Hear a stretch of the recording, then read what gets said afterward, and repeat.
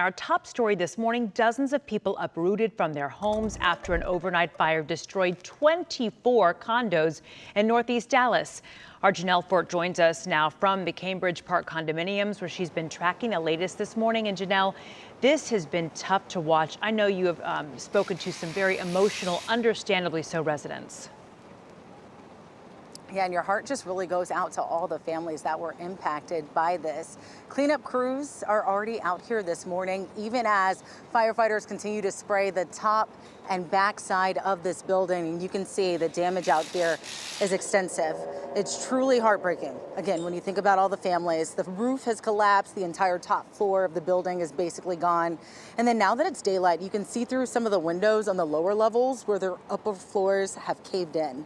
Now, Dallas Fire Rescue says they got the call to come out here to the Cambridge Park condominiums around 1 a.m.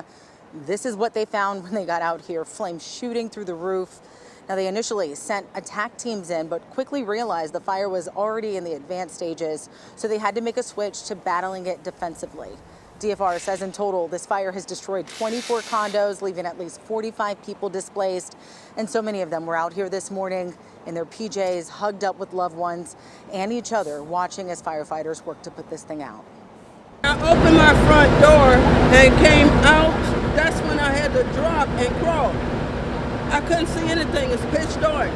I crawled down 3 flights of stairs. We weren't able to go back up there to get anyone else, but I think everybody made it out that I know of.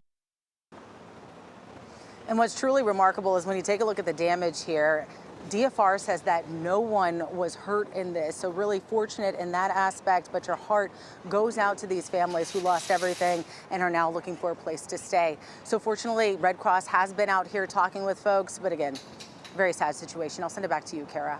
It is. I'm so glad they're getting at least a little help already. Thank you so much, Janelle. Dallas Fire Rescue says they got the call to come out to the Cambridge Park condominiums around 1 o'clock, and it was just terrible. So we'll make sure that we continue to follow this story, and we will give you updates as we learn more. We also learned this morning the H-E-B Alliance in North Fort Worth is closed today after a fire in the store's meat department.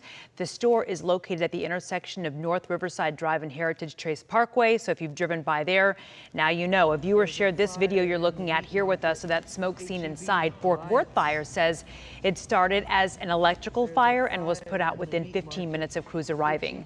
Now, firefighters from several agencies, they helped shoppers evacuate. No one was hurt. The only damage to the building is in that single department, but smoke made its way throughout the entire place. H-E-B tells us they're taking today to go ahead and clean up and replace any affected products. In continuing coverage this midday, a new wrongful death lawsuit is now filed regarding the explosion at the Dallas Clyde Apartments in late May. Eric Perez's wife and 10-month-old son died in that explosion. His daughter was also hurt. His lawsuit accuses Atmos Energy of failing to properly address gas leaks and improperly marking the lines of the day of the explosion. Atmos Energy denies responsibility for the initial gas line damage, saying the service line was hit by a third-party drilling company and that Atmos is actively supporting investigations with all parties involved as they work to determine the cause. In Colorado Springs, an unlikely hero came to light after a fire prompted evacuations near Cheyenne Mountain in southern Colorado. So look at this. Firefighters say a goat showed up on scene, leading crews to the fire zone and helping mitigate fire fuel along the way, AKA just munching on the vegetation that he could catch. The Colorado Springs Fire Department shared this video saying, "We're not saying he's ready for a badge, but we're also not saying he isn't." Okay, closer to home. I know, right?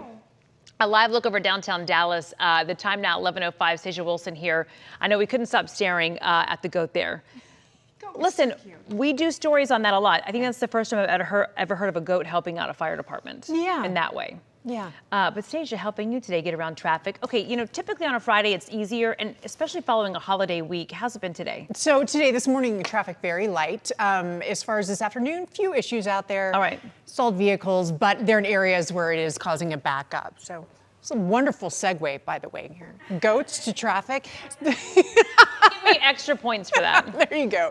I-20 at Bunnyview. We're really watching slow traffic in this portion of the Metroplex as a result of It's just a stalled vehicle, but it's causing a major backup because it's got a couple of lanes blocked. So that stretch of red right around the Lancaster area, just north of it, this is what we're watching. So pretty close to Hutchins. We've had a couple problems there so far this morning earlier, but this is the latest one. It is affecting the eastbound lanes there. Also watching downtown Dallas, traffic, you can see moving along, but you do have one lane blocked.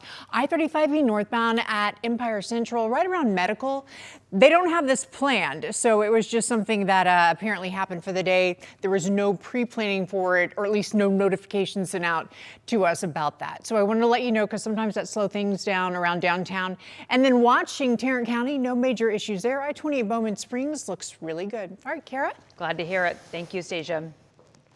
Several Dallas City employees are off the job today instead of furlough as the city tries to make up for a major budget shortfall. Natalie Haddad breaks down the services impacted by today's furlough day. I talked with a couple of city employees yesterday, and they tell me that the timing of this furlough is not ideal because their respective offices and jobs are really busy right now. Take the Dallas Public Library system, for example. These are places where people come and bring their kids while school is out. It's also a place for people to get some relief from the heat, and also where people utilize services like printing services and, of course, checking out books, things that they like to do over the summer. Now, today is just one of 3 planned furlough days for city employees with Dallas. That means libraries, city hall, water utilities, and parks and cultural affairs administrative offices are closed today.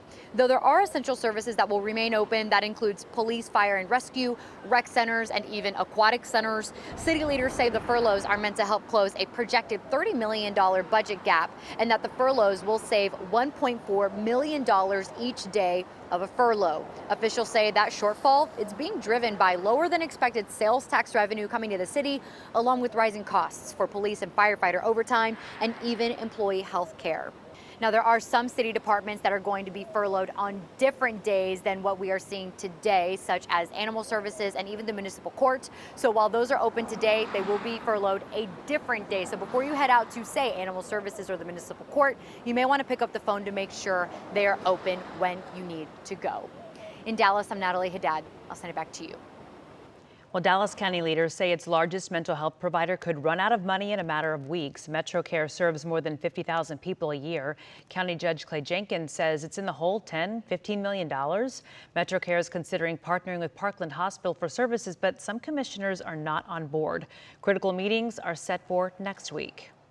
And a scary moment on a Ryanair flight this morning. The airline confirms one of its windows broke shortly after takeoff, leaving a man partially hanging out of the plane. ABC's Christian Cordero has more. This video posted to social media is what Ryanair Flight 1879 from northern Greece looked like as passengers were on the ground safely and ushered out. Oxygen masks down, personal items left behind, and this one window shattered through.